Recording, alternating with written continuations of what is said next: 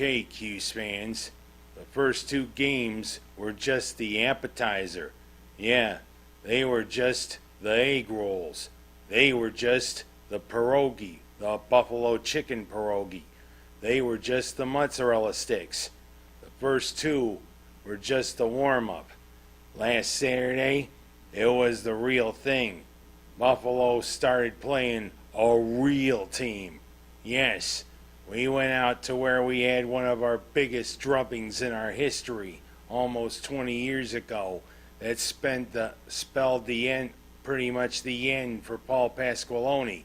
We went out to Ross-Ade Stadium to play the Boilermakers. And you know what we got? The Schrader show. Yeah, trying to say that a couple times, 8 times fast. Yes, Garrett Schrader put on a clinic on how to run the run-pass option, because he worked it to perfection against the Boilermakers in their home stadium.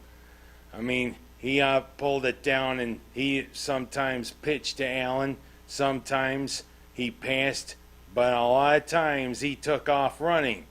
So you know what? Only a few times the Boilermakers had a chance to air that train horn when they score. That goes almost 135 decibels when it goes off. You know, that's a lot louder than the train horn they used to have there at Ross-Ade Stadium. And I mean, let's just say a few times I kind of felt like I was back in the 1800s when I heard that old train horn go off there in Ross-Ade Stadium. But you know what? But Syracuse showed that their offense is for real. And Schrader he kind of held it in check the first couple of games. But now we got a pretty good weapon with that run-pass option. A big 35-20 win over the Boilermakers. And I mean, right now, we have to prepare now for a very intricate offense. Army runs the triple option. And the thing is, sometimes it's hard when you only got a week to prepare for it.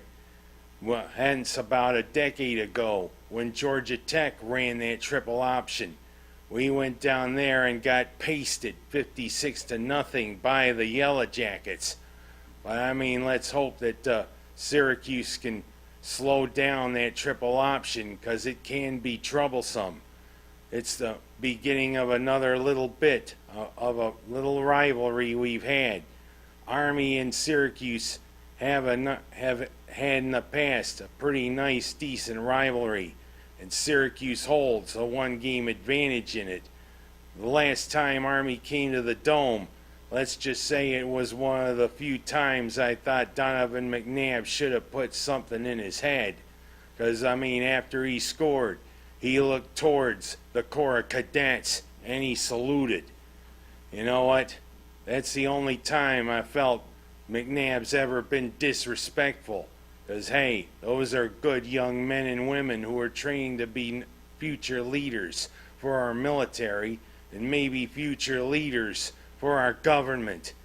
You know, I mean, Donovan, you were probably the greatest quarterback I ever saw. But that time I was a little ashamed of you. So you know what? It's been 27 years. But it's time we got our little rivalry back with the Black Knights of the Hudson. Here comes Army. Here comes the dreaded noon kickoff. You always expect that once a year, at least once a year, maybe twice with Syracuse. But you know what? It's Army. They're a good bunch of young men and women training to be our next leaders of our military and of our government, probably. So let's treat them right. You know, we welcome you, but you know what? Syracuse, let's go 4-0. Let's see it, Cuse. Alrighty. Now we go from the Cuse to going to a team who finally woke up, and a guy who finally woke up.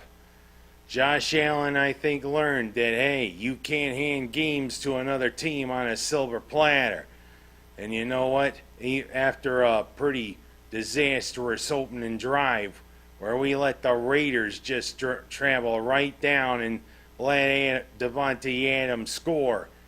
Yep, the Josh Allen and the Bills finally had a pretty good, well-oiled, cohesive unit for an offense.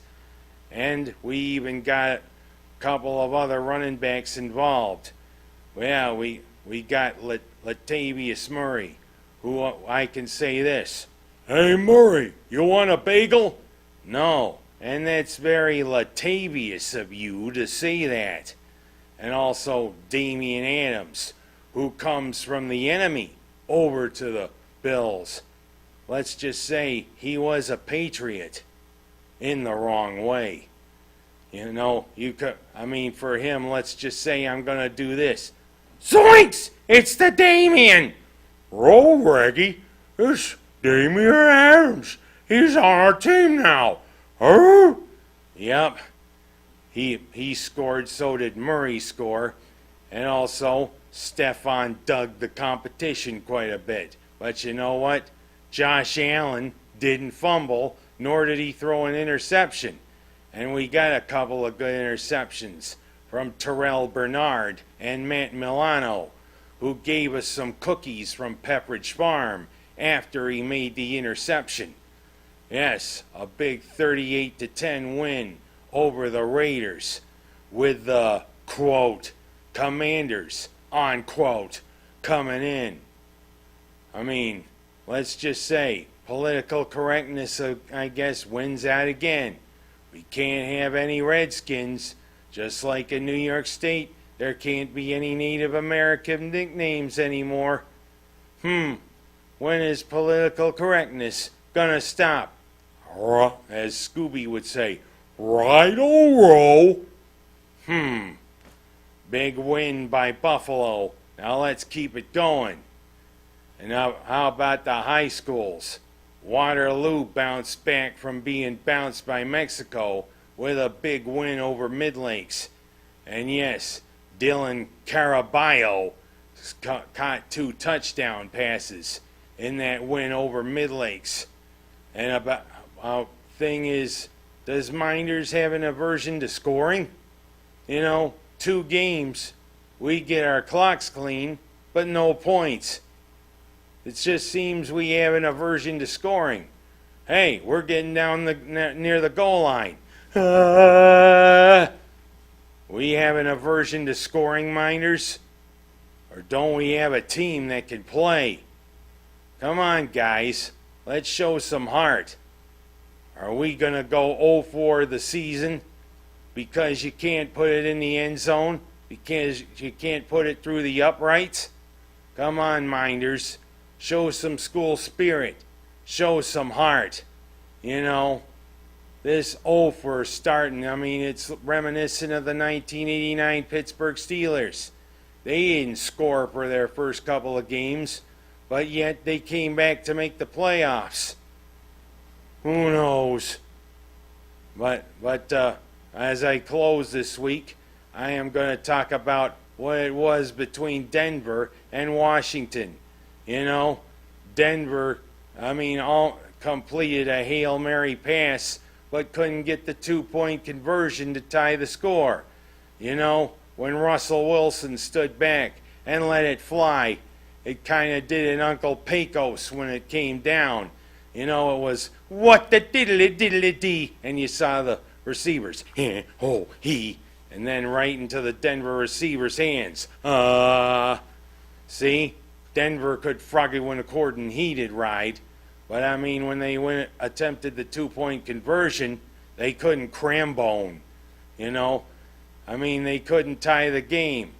What good is a Hail Mary if you can't make the conversion? And you know, that's the way. Crambone kill, la la la, lo lo lo, slop-a-doo la la la la dee, cut-a-rup-top-ba-da-da, crambone. And that's how I end this show. See you next week.